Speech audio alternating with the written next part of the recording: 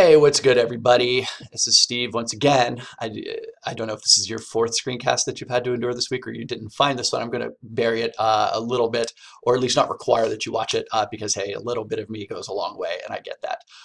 All that said, though, I think it's important to you and to me, oops, that we get to know each other a little bit on a personal level because so many online interactions can be very cold and stilted and colder maybe is the best word, that there's a lack of personal connection that can so easily go unexplored, I guess, in online settings. And there is this idea of cultivating warmth in online settings that I take very seriously. I taught my first online class in 2008. So you think about, I'm coming up on 10 years of teaching online. And so think about where you were 10 years ago. You were my daughter's age, probably. So I am not new at this, but I spend a lot of time seriously thinking about ways I can deliver my content best to you, but also ways for us to still make that connection. I got into this whole teaching game because I liked helping people and I like to get to know the people that I was helping. And it's pretty easy in face-to-face settings. You talk with someone long enough and you're going to get to know them. That sort of instant intimacy is much more difficult to locate and access and develop and cultivate online. It's not impossible though. Little things like this where I make a screencast, and hopefully a couple of you will try making ones of your own as well. I think they go a long way toward forging connections that it's nice that we get to know each other, of course, but even more importantly, I think when there is that sort of personal, I don't want to say bond, but you understand that I'm a human being, on one end of the screen and you're a human being on the other end of the screen, that then can clear out some serious roadblocks to our channels of communication and also to our empathy. I come from a very empathetic place. I try to spend as much time as I'm able, considering what it's like to be you. That's why the transfer of writing from writer to reader is such an essential one, I think. And so, if we want to try to understand each other, and I really think that's how the world progresses, and it's how we make things better, and how we improve on situations. Well, then we have to take active steps, especially in online settings, to make sure those things happen.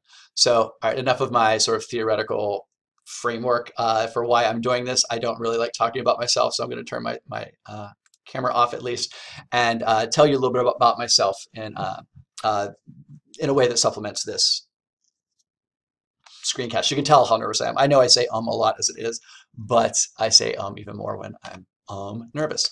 So my contact and other info. My email is going to be a part of your life for the next 16 weeks, whether you like it or not. And it's just my name @gmail.com. Let me see. My office is in K203, and there's a link to my YouTube channel. If you want to subscribe to it, go right ahead. There will be occasional, videos of my kids' soccer matches in order to make my parents happy. My parents are happily married for a very long time, for 40 plus years, and they live in eastern Ohio, southeastern Ohio, in a little town called Mount Pleasant near, I guess, Martins Ferry or Wheeling, West Virginia. If you've ever been to Ogilvie to see the lights, that's basically where I'm from. I was born in West Virginia and a long time ago made my way to other parts of the state. So anyway, I'm in my 18th year of teaching, oh no, college writing. I guess I can't click on things for the little splash that I know you get. I've been at Stark State for going on 6 years. It'll be 6 years by the end of this calendar year. That is not my first rodeo, though. I was on the faculty at a small community college in Mansfield called North Central State College for about 18 months. But my big gig before Stark State was at a 4-year public, residential college, Bowling Green State University.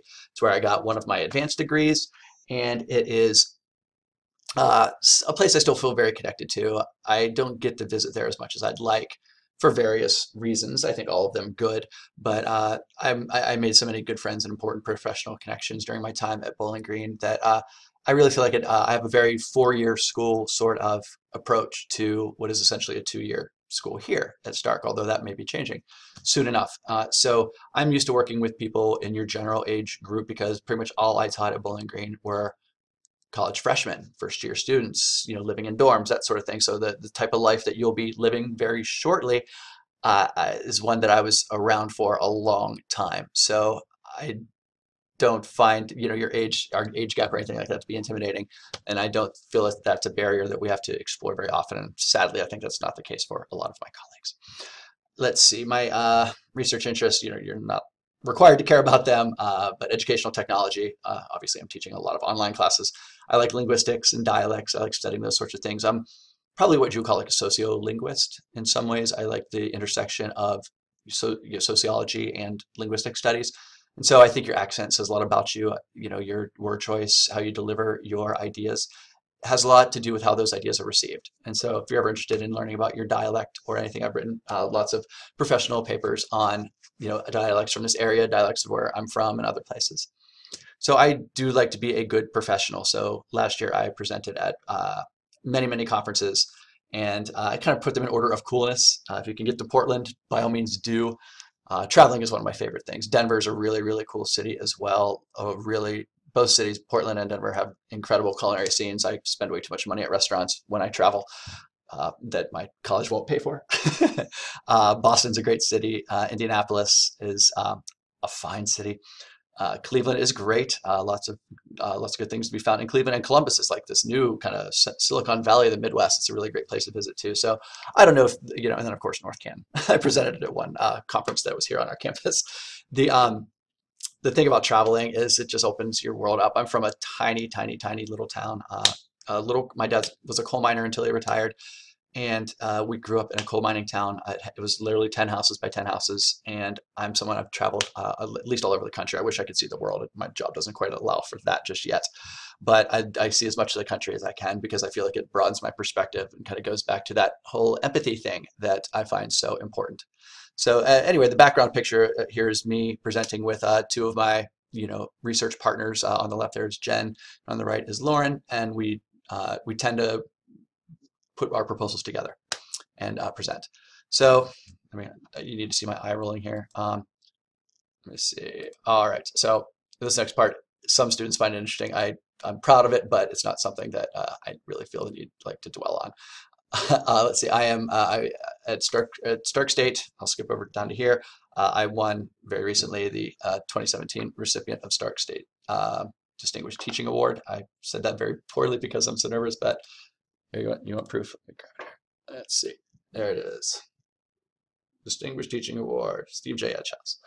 All right, and then I think, do I have the other one here? Yep. Oh, it's right here on my desk. And I won the similar award at North Central State College. So where I go, I tend to have a little bit of sort of the sorts of success that some people find interesting, others don't. So anyway, there's that. I'll have to fix that typo.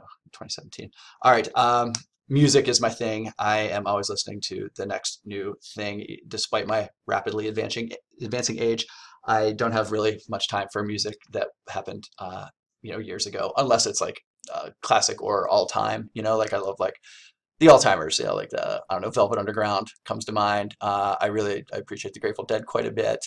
And sort of the more avant-garde stuff from like the 70s. There's a Spanish band called Can that's sort of been more important aesthetically than we knew at the time.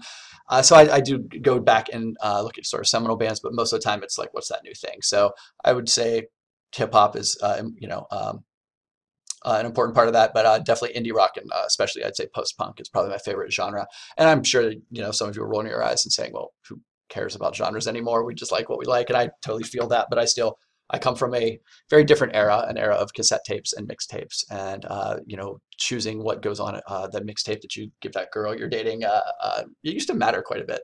So maybe your parents can tell you about that. Of course, I love reading. I plow through a lot of books, not so much during really heavy grading times, because I want my eyes to be kind of fresh to your writing, but I squeeze a book in just about every weekend when I'm able. I try to write. I get professional writing published a lot more than me and my screenwriting partner, or my other forays into fiction. So yeah, I do like to write. I don't have as much time for writing as I used to. Let's see. I like good coffee. I really enjoy a good restaurant. I don't enjoy the checks that come with them, but that's the price of doing business, I suppose. Every city I go to, I find the best museum in that city and I go see it. Let's see. So I already said traveling. I'm a very big movie buff. If you ever want to talk movies or any of these things with me, let me know. I listen to a lot of podcasts for reasons I'm going to get into very shortly. I'm on Xbox One with my son. I do lots of very big Lego builds with my daughter, and that's because it makes them smile. Let's talk running just real quick. Running, I don't try to make a big part of my teaching my running, but running is a big part of who I am.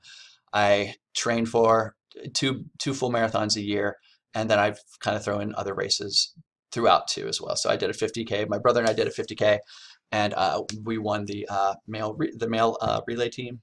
I got a 112-mile relay race coming up in October.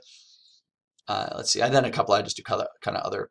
I do a lot of around the Massillon Jackson area, like for people that I like, that put them together for causes that I support. So you may see me at the occasional 5K or 10K, the shorter race too. So if you ever see me out on the road, I live near where many of you are. So if you're ever driving around Jackson, Massillon, you may see me either by myself or pushing my man in the stroller. My little girl's too big now. She breaks the weight limit on the jogging stroller just because she's so old. But I can still talk my man into running with me quite a bit. So if you're a runner, I would love to talk to you about running. But let me tell you about these two goofballs a little bit first. So this is we spend a good chunk of the summer in a condo in July during the month of July, and this is our view stepping out of the door. It's not our view of the ocean, but it's our view of the intercoastal and all the forestry between it. So there you go, the daughter. Her name is Estelle. She's 6, and she's just started first grade. I have kindergarten, first grade there. She loves reading, which I love. We go through about a book a week at bedtime. Pretty good. She likes nonfiction more than fiction right now. She likes learning about historical people. So we get these books that are like, 50 American heroes everyone should know about. And so like last night we read about Evel Knievel. So we'll read about a historical figure, and then we'll get out either the Roku or the iPad, and we'll watch videos of that person. So we got to watch Evel Knievel jump over some buses last night, and we also got to watch a pretty awful Evel Knievel crash. She's really excited about the new Taylor Swift album that just got announced. She loves her Legos. We just went to a Lego minifig swap last night, and she loves Star Wars as well. So she's kind of nerdy, but she's also kind of girly. She's one of my 2 favorite people, and my other favorite person in the world is KJ, is my son Keller. He's a 4-year-old left-handed redhead, and all that comes with that. He's a very distinct dude. I can't imagine life without him. He just turned 4, and he's my boy. He's my man. We're very lucky to have the kids that we've been blessed with, and being a dad is by far the most important job I'll ever have, and I relish every single second of it.